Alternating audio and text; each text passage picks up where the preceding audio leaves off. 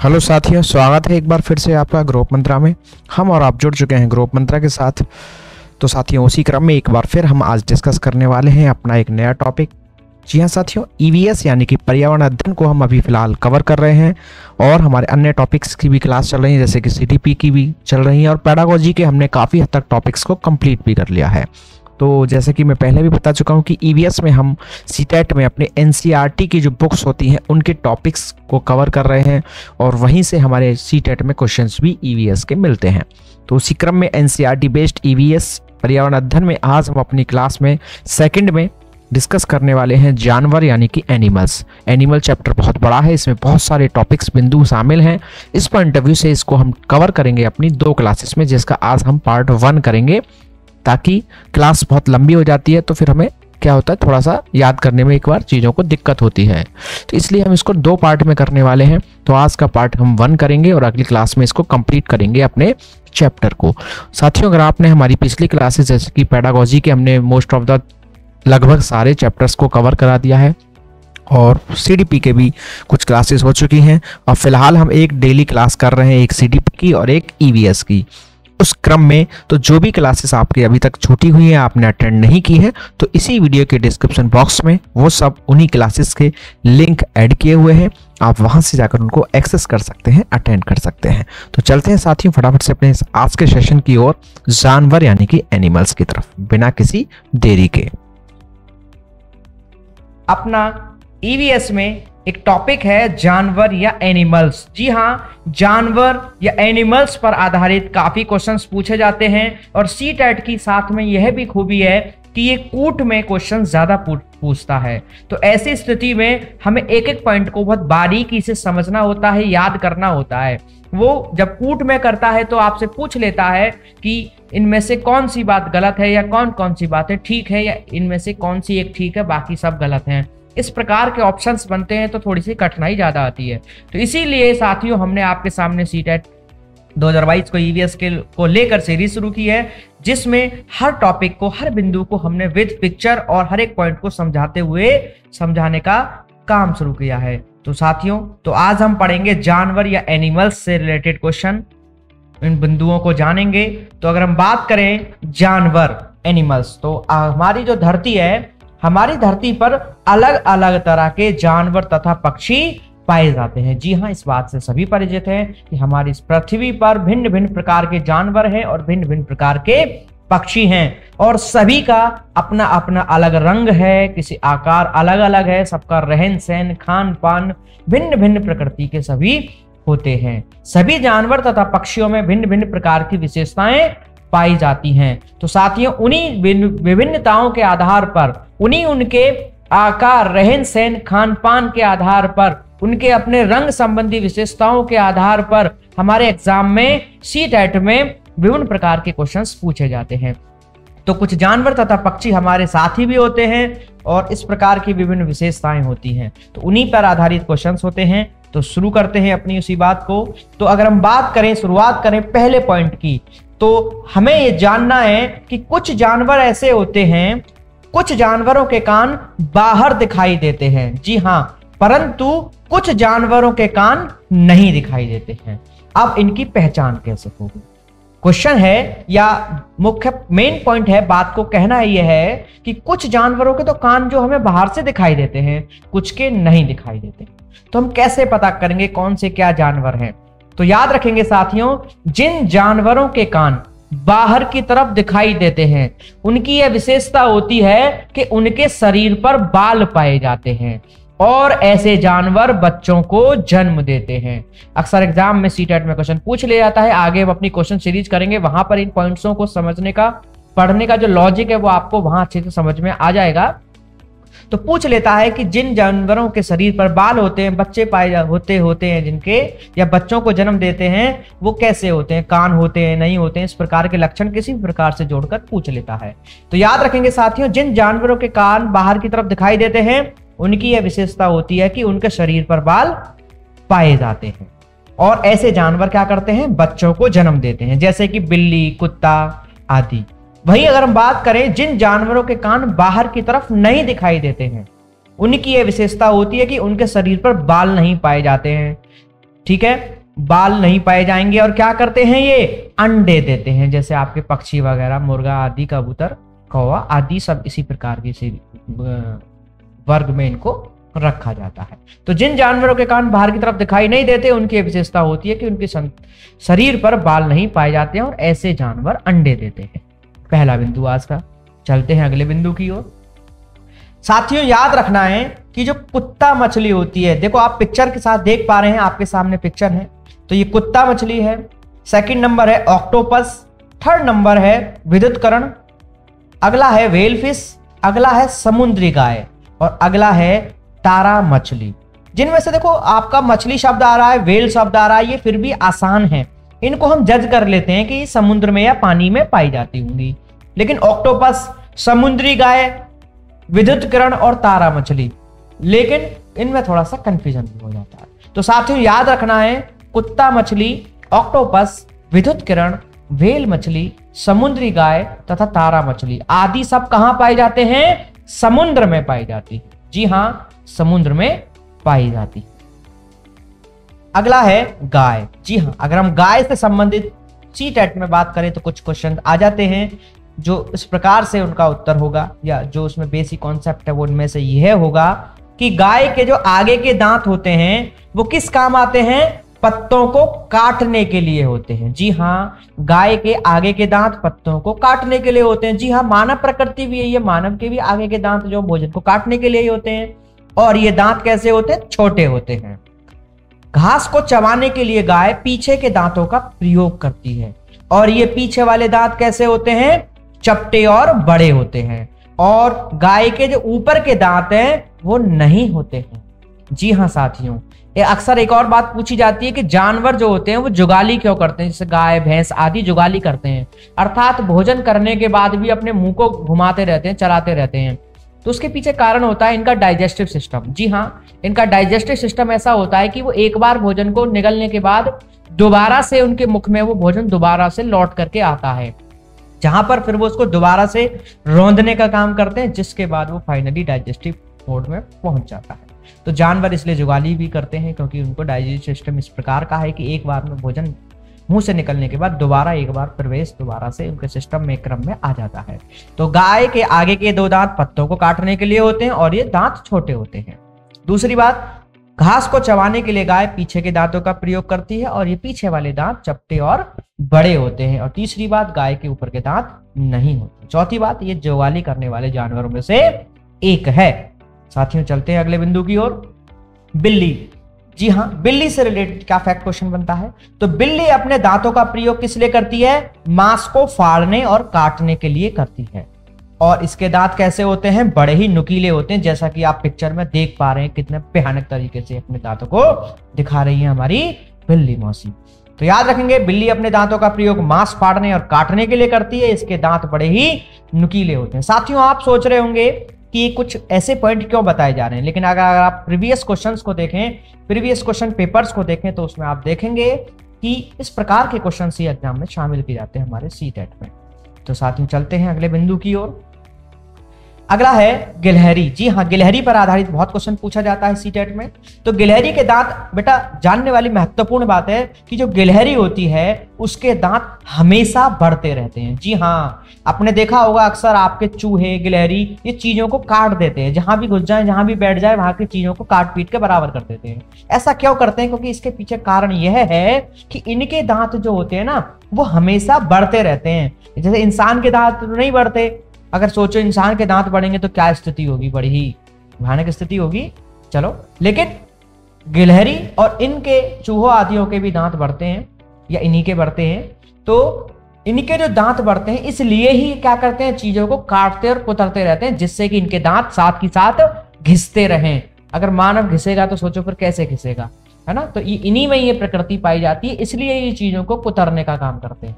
ठीक है, तो साथियों उम्मीद है कि आपको ये बिंदु अब याद रहेगा कि गिलहरी और चूहे आदि के दांत हमेशा बढ़ते रहते हैं, परंतु वह दांतों से काटती और कुतरती रहती हैं। इसलिए ही वह दांतों से काटते और कुतरते रहते हैं, इसलिए उनके दांत घिस जाते हैं और इसलिए वो ऐसी क्रियाएं करते हैं। चलते हैं अगले बिंदु की ओर। चींटियां।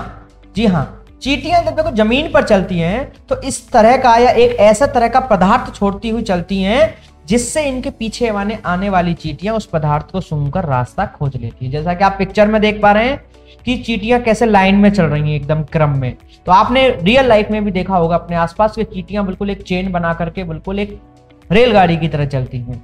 क्यों? क्योंकि आगे चलने वाली जो चींटी होती है वो कुछ पदार्थ सा छोड़ती हुई चलती है जिसकी गंध या सुगंध को सूंघ कर वो अपना उसी के पीछे पीछे उसको फॉलो करती है। तो याद रखेंगे, चींटियां जब जमीन पर चलती हैं तो इस तरह का पदार्थ छोड़ती हुई चलती हैं जिससे इनके पीछे आने वाली चींटियां उस पदार्थ को सूंघकर रास्ता खोज लेती। चलते हैं अगले बिंदु की ओर। मनुष्य के दांत। जी हाँ, मनुष्य के दांत कैसे होते हैं? तो मनुष्य के दांत इस प्रकार के होते हैं कि उसमें 4 प्रकार के बताए गए। जी हाँ, कैनिन, मोलर, प्रीमोलर और इंसीजर। जो सामने वाले दांत होते हैं उनको इंसीजर कहते हैं, जो काटने का काम करती हैं। प्रीमोलर्स जो चीजों को फाड़ने का काम करती हैं, और जो मोलर हैं वो आपके चबाने का काम करते हैं। और एक और है कैनिन, इसका भी काम कहीं ना कहीं फाड़ने से संबंधित ही है। तो साथियों, मनुष्य के मुख में 4 प्रकार के दांत पाए जाते हैं जिससे मनुष्य चीजों को काटता है, फाड़ता है, पीसता है और चबाता है। तो आपका सबसे पहले जो है इंसीजर है जिससे वह काटता है, कैनिन से फाड़ता है, प्रीमोलर से पीसता है और मोलर से चबाने का कार्य करता है, जैसा कि आप पिक्चर में भी देख पा रहे होंगे। और वैसे मनुष्य में प्रयोग के आधार पर ये 4 हो गए, लेकिन वैसे मनुष्य के मुख में कितने प्रकार के दांत होते हैं? तो 2 प्रकार के होते हैं, एक अस्थायी दांत और एक स्थायी दांत। अस्थायी दांतों की संख्या 20 होती है, स्थायी दांतों की संख्या होती है 32। अस्थायी दांत 2 बार, अस्थायी संख्या दांतों की संख्या 20 होती है जो एक बार अस्थायी के रूप में निकलते हैं, एक बार स्थायी के रूप में बाद में निकलते हैं।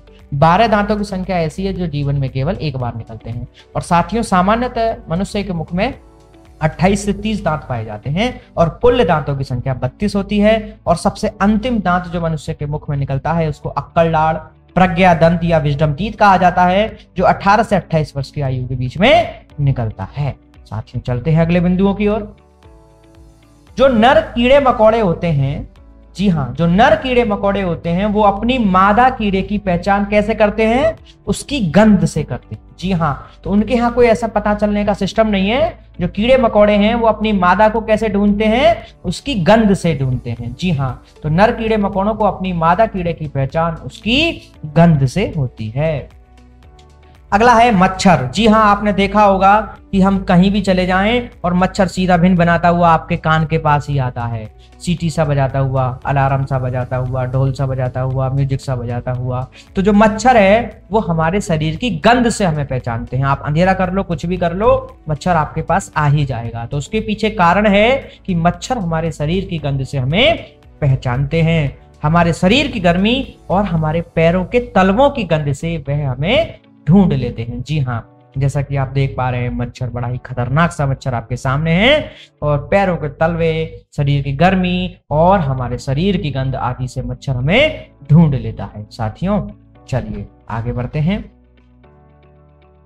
कुत्ते। जी हाँ, कुत्ते, कौन नहीं जानता इन कुत्तों को? तो कुत्तों को उसके इलाके में बाहर से आए कुत्ते का पता उस कुत्ते के मल मूत्र की गंध से पता चलता है। जी हाँ, कुत्तों में या जानवरों में जो है ना, सूंघने की शक्ति बहुत तीव्र होती है। देखा होगा गली में कोई नया कुत्ता आ जाए या उनके एरिया में कोई नया कुत्ता आ जाए तो उसको बहुत मारते पीटते हैं, उसको बहुत ज्यादा घुर्राते हैं, उससे लड़ते हैं, क्योंकि ये चाहते हैं, क्योंकि इनके अपने एरिया डिवाइड होते हैं, बटे हुए होते हैं और उनकी गंध से उनको पता चल जाता है कि भैया ये हमारे यहाँ का कुत्ता नहीं है, इसकी गंध अलग है। देखा होगा अक्सर गाड़ियों के पीछे भी कुत्ते बहुत दौड़ते हैं, तो उसके पीछे भी यही कारण होता है कि कुत्तों की अक्सर प्रकृति होती है कि वो कहीं भी गाड़ी खड़ी मिल जाए तो चाहे गाड़ी की कीमत 2 करोड़ हो, कितनी हो, 2 मिनट में या 1 मिनट के अंदर उस पर मूत करके या पेशाब करके अपना काम कर देते हैं। तो जो वो पेशाब करते हैं, जो मल मूत्र त्याग करते हैं ना, उसकी गंध ये बहुत तेजी से पहचान लेते हैं। तो कभी ना कभी उस गाड़ी पर किसी कुत्ते ने मूत आदि होगा या पेशाब आदि किया होगा, जिसके कारण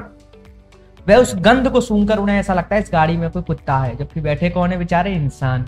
तो इसलिए भी वो अक्सर कुत्ते जो है गाड़ियों के पीछे भागते हैं। तो याद रखेंगे साथियों, कुत्ते को उसके इलाके में बाहर से आए कुत्ते का पता उस कुत्ते के मल मूत्र की गंध से पता चल जाता है। चलते हैं अगले बिंदु की ओर। जी हाँ, दिन में जागने वाले जानवर। जी हाँ, जो जानवर दिन में जागते हैं वो केवल कुछ ही रंगों को देख पाते हैं। बिल्कुल सही बात है। तो जो जानवर दिन में जागने वाले होते हैं वे केवल कुछ ही रंगों को देख पाते हैं, परंतु जो रात में जागने वाले जानवर होते हैं वो उनको जो सारी चीजें हैं वो कैसी दिखाई देती हैं, काली और सफेद ही नजर आती है। तो याद रखेंगे साथियों, जो दिन में देखने वाले जानवर हैं जिनको दिन में दिखाई देता है वो रात में कई रंगों को देख सकते हैं, लेकिन जो रात में जागने वाले जानवर हैं उनको खाली ब्लैक एंड व्हाइट ही चीजें दिखाई देती हैं, जैसे कि आपका उल्लू है, कबरबिज्जू आदि आदि जानवर हैं। तो याद रखिएगा, जो भी रात्रिचर जानवर हैं, जो रात में जिनको दिखाई देता है उनको दिखाई तो देता है रात में भी, मतलब रात में देख ही तो रहे हैं वो, दिन में तो खैर उनको दिखाई देता ही नहीं, लेकिन रात में भी जो वो देख रहे हैं ना उनको कैसा दिख रहा है, सिर्फ ब्लैक एंड व्हाइट, कलरफुल उनको चीजें नहीं दिखाई देती हैं। चलिए चलते हैं अगले बिंदु की ओर। रेशम के कीड़े, जी हाँ आपने सुना होगा रेशम कीट पालन। तो रेशम के कीड़े को अपनी मादा की पहचान कई किलोमीटर दूर से उसकी गंध से ही हो जाती है। जैसा कि साथियों मैंने पहले ही बताया, इनमें जो है सूंघने की शक्ति बहुत तीव्र होती है अधिकतर जानवरों में।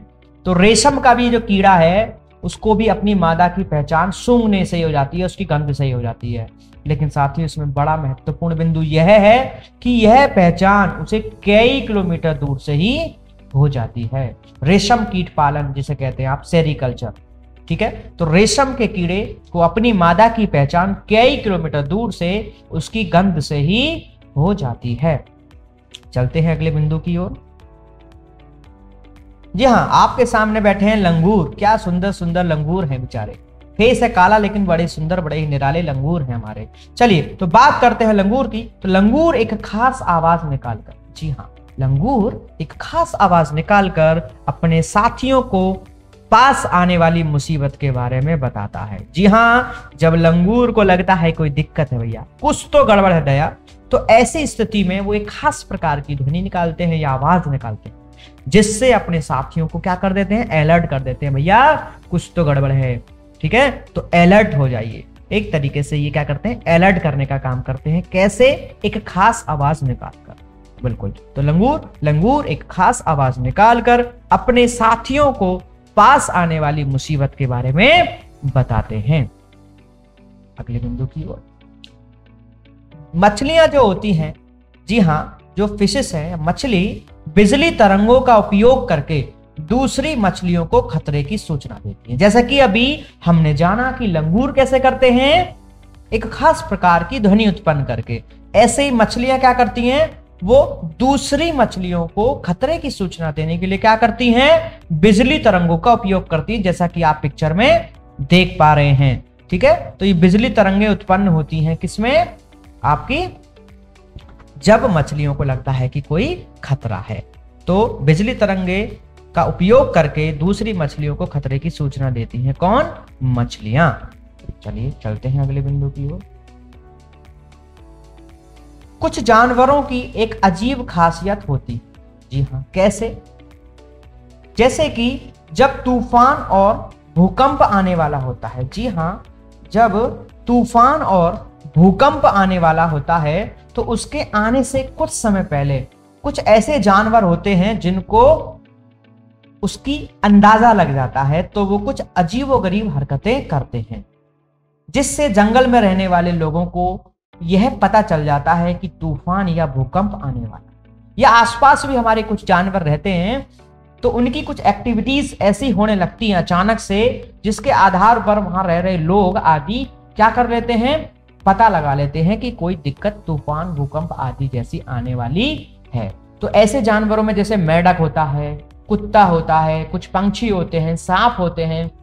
तो ऐसे विभिन्न जानवर हैं जिनमें एक अजीब खासियत होती है कि इनको भूकंप, तूफान आदि चीजों की जानकारी बहुत पहले से लग जाती है और ये अजीब-ओ-गरीब तरह का क्या करने लगते हैं, बिहेवियर करने लगते हैं। सामान्यतः जैसे ये होते हैं उस प्रकार से नहीं रहते, कुछ एक्टिविटीज करना शुरू कर देते हैं, जिसके आधार पर उसके आसपास के लोग या जंगलों के लोग इस बात का अंदाजा लगा लेते हैं कि कुछ गड़बड़ होने वाली है, तूफान या भूकंप जैसी चीजें आने वाली हैं।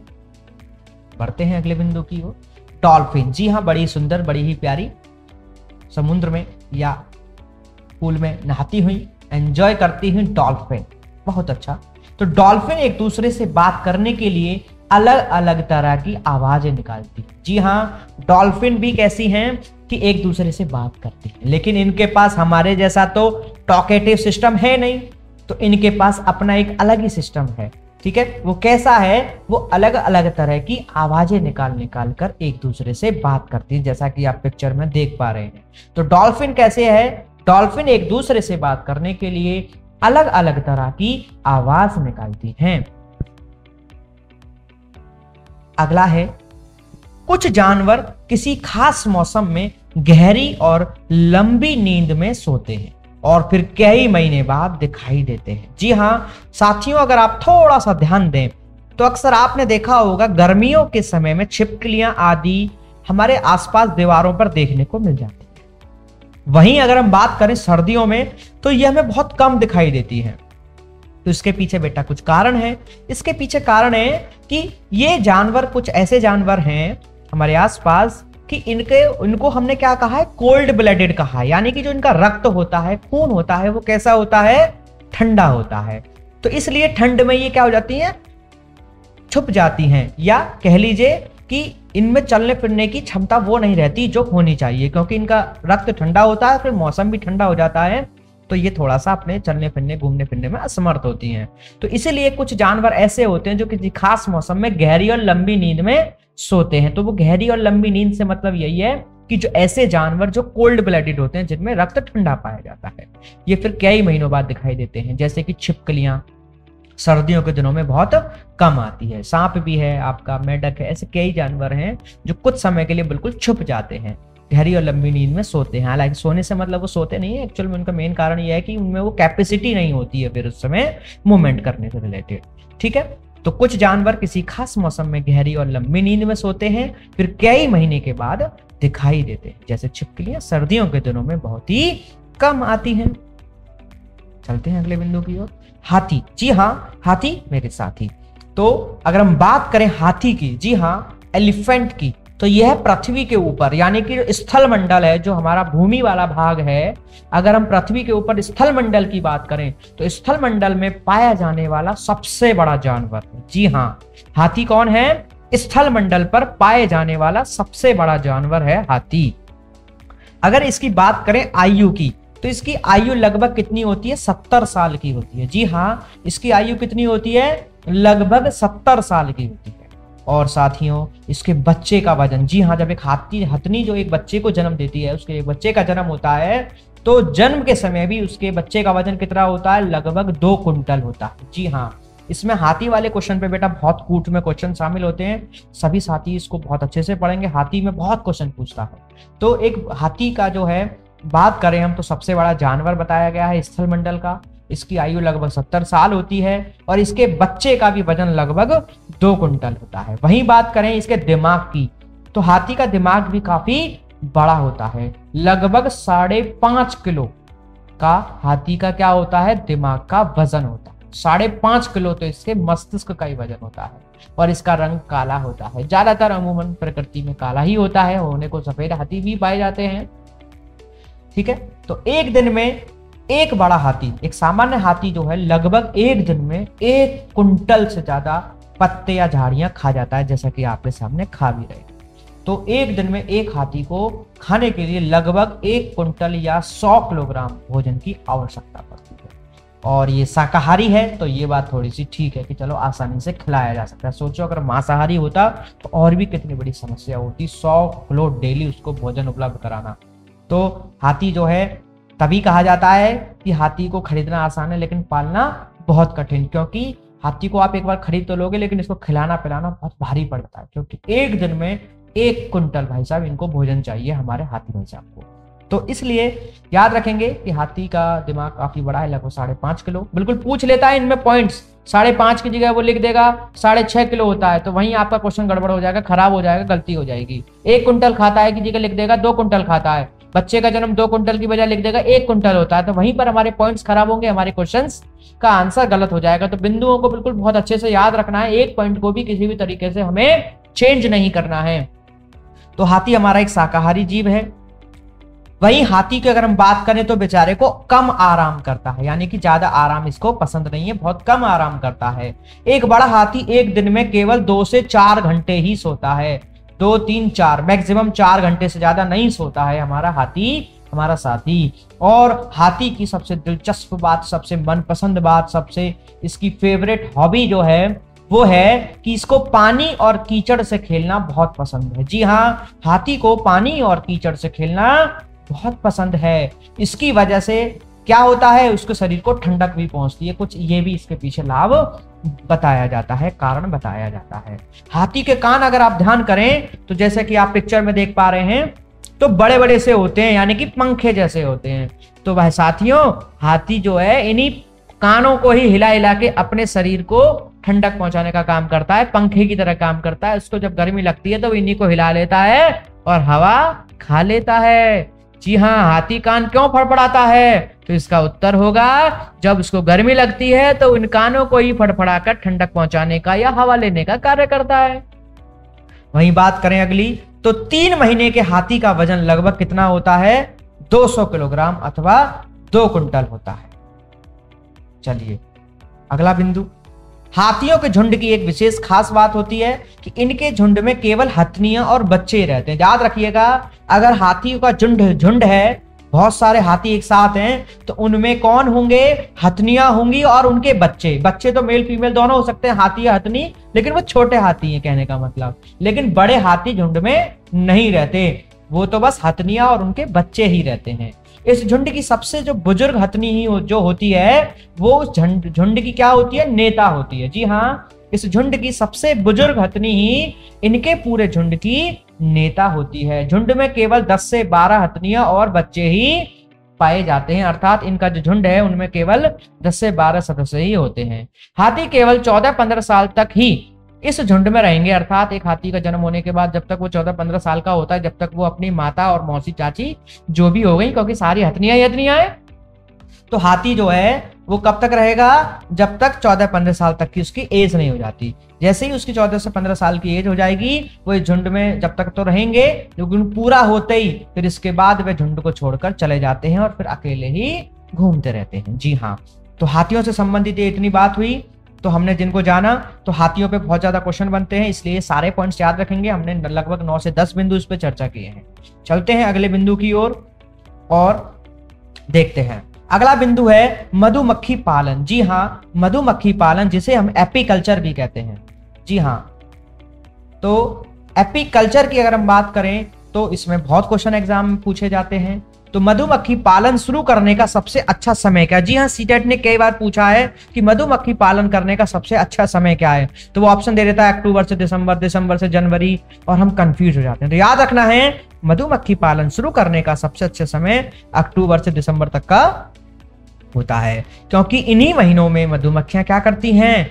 अंडे देती हैं। और जाहिर सी बात है, क्योंकि किसी भी जानवर का अगर हम पालन करते हैं तो उसमें प्रजनन जो संबंधी अवस्था है तो सबसे महत्वपूर्ण मानी जाती है जानवरों के पालने के संदर्भ में। तो मधुमक्खी पालन करने का सबसे अच्छा समय अक्टूबर से दिसंबर तक का होता है, क्योंकि इन्हीं महीनों में मधुमक्खियां क्या करती हैं? अंडे देती हैं। मधुमक्खी के हर छत्ते में एक रानी मक्खी पाई जाती है। जी हाँ, जो मधुमक्खी का हर छत्ता होता है उसमें एक रानी होती है, रानी मक्खी होती है। यह रानी मक्खी ही क्या करती है? अंडे देती है। इसके अलावा छत्ते में कुछ नर मक्खियां भी पाई जाती हैं और रानी मक्खी क्या करती है? अंडे देती है।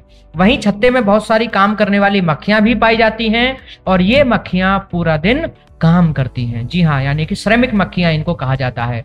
तो मधुमक्खी पालन में या मधुमक्खी के छत्ते में कुछ श्रमिक मक्खियां भी पाई जाती हैं। जब किसी मक्खी को रस का पता चलता है, जी हाँ, जब किसी मक्खी को रस का पता चलता है तो वो दूसरी मक्खियों को उसकी सूचना देने के लिए एक प्रकार का नाच करने लगती है। नाच करने से मतलब है कि उनका जो फ्लाई करने का तरीका होता है वो डिफरेंट तरह का हो जाता है, जिससे अन्य मक्खियों को पता चल जाता है कि आगे आसपास कहीं क्या है? रस है, और वो उनके पीछे पीछे चलने लगती हैं और इसी प्रकार से वहां का रस जो है उसको वो ले पाती हैं और जिनका प्रयोग करके वो शहद बना पाती हैं हमारी मधुमक्खियां। इसके अलावा ये जो मक्खियां होती हैं छत्ता बनाने और बच्चों को पालने का भी काम करती हैं। जो श्रमिक मक्खियां हैं वो छत्ते बनाने का काम करती हैं और बच्चों को पालने का भी काम करती हैं। और यदि शहद ना हो तो छत्ते की सारी मधुमक्खियां भूखी मर जाएंगी। ये तो बिल्कुल ऑब्वियस जनरल सी बात है, सभी जानते हैं। जो नर मक्खी होती है वो छत्ते के लिए इतना काम नहीं करती जितना कि रानी मक्खी काम करती है। याद रखेंगे, जो नर मक्खी है वो छत्ते के लिए इतना काम नहीं करती है जितना कि रानी मक्खी करती है, क्योंकि रानी मक्खी ही अंडे देती है। तो मधुमक्खी पालने और उनके द्वारा उत्पादित शहद का भंडारण करने के लिए बॉक्सों की आवश्यकता पड़ती है, जैसा कि आप चित्र में देख ही पा रहे हैं। मधुमक्खियों के लिए मीठा घोल बनाने के लिए चीनी की आवश्यकता होती है। जो लोग मधुमक्खी पालन करते हैं तो वो क्या करते हैं, इन बॉक्सेस में मीठा चीनी का घोल बनाकर और वहां रख देते हैं। इन बॉक्सेस में आकर के मधुमक्खियां फंस जाती हैं और जिसके बाद फिर इनको अपने तरीके से वो प्रयोग करते हैं आदि आदि। ठीक है, तो साथियों ये बात रही हमारे मधुमक्खी पालन की, जिसमें हमने जाना कि मधुमक्खी पालन कैसे कैसे होता है, कौन कौन सी चीजें होती है, रानी मक्खी क्या करती है, कुछ नर भी होते हैं, कुछ श्रमिक मक्खियां भी होती हैं आदि आदि। उसी से संबंधित अगर हम बात करें तो हमारी जो मधुमक्खियां हैं इसी तरह के कुछ और भी जानवर हैं, जो कि कहीं ना कहीं जो मधुमक्खियां हैं उनकी एक विशेषता रह गई कि वो कैसी प्राणी बताई गई है, सामाजिक कीट बताए गए हैं। अर्थात ये कॉलोनी के रूप में रहते हैं, एक साथ इकट्ठे होकर रहते हैं। जैसे मधुमक्खी एक सामाजिक कीट है, यानी कि कॉलोनी के फॉर्म में रहते हैं, एकजुट होकर मिलजुल कर रहते हैं, अपने कर्तव्यों को दायित्वों को बांट करके जब इस प्रकार से अपने लाइफ को जीते हैं या इनका अपने एक निश्चित जीवन क्रम है, अपना एक सामाजिक कीट, इसी आधार पर इन्हें कहा गया है। तो साथियों उसी तरीके से चींटियां, दीमक और ततैये भी एक साथ समूह में रहना पसंद करते हैं। जी हाँ, चींटियां, दीमक और ततैये को भी क्या कहा जाता है, सामाजिक कीट कहा जाता है। जी हाँ, मधुमक्खी, चींटियां, दीमक और ततैये ये सभी हमारे क्या हैं, सामाजिक कीट हैं। हमने इन सबको क्या कहा है, सामाजिक कीट कहा है। तो साथियों आज की क्लास में सिर्फ इतना ही। उम्मीद है कि आपको आज की क्लास अच्छे से समझ में आई होगी। अगर आपको आज का सेशन अच्छा लगा तो वीडियो को लाइक करें एंड शेयर करें। वैसे आपके हमें कमेंट्स मिल रहे हैं बराबर, और कुछ बच्चे व्हाट्सएप के माध्यम से भी कनेक्ट हो रहे हैं और वहाँ पर आकर के कमेंट कर रहे हैं और अपनी बातें बता रहे हैं। तो हालांकि माहौल सकारात्मक है, आपको चीज़ें समझ में आ रही हैं, लेकिन फिर भी अगर आपको कुछ कमी लगती है, कोई आपका सुझाव है, तो आप कमेंट कर सकते हैं, या आप टेलीग्राम या व्हाट्सएप के माध्यम से जुड़कर अपनी बात हमसे शेयर कर सकते हैं। हम बिल्कुल उसमें सुधार करने का या जो भी चीज़ें हैं उनको और अच्छे से करने का प्रयास करेंगे। साथ ही साथ कुछ बच्चों का सवाल है कि हमें इन टॉपिक्स की PDF कैसे मिलेगी, हमें अगर हार्ड कॉपी या सॉफ्ट कॉपी चाहिए तो वो कैसे मिलेगी। तो इसके लिए आप इसी वीडियो के डिस्क्रिप्शन बॉक्स में व्हाट्सअप नंबर दिया हो, वहाँ पर अपने नाम से मैसेज छोड़ें और अपना क्वेश्चन छोड़ें या PDF लिख कर छोड़ दें। हम उसके बारे में आपको जानकारी दे देंगे और आपको PDF प्रोवाइड कराने का तरीका बता देंगे। तो चलते हैं साथियों, मिलते हैं आपसे अपनी अगली क्लास में अपने एक नए टॉपिक के साथ। तब तक के लिए आप इसी प्रकार बने रहें, पढ़ते रहें, सीखते रहें। Thanks for watching. Don't forget to like and share the video. Please subscribe the channel.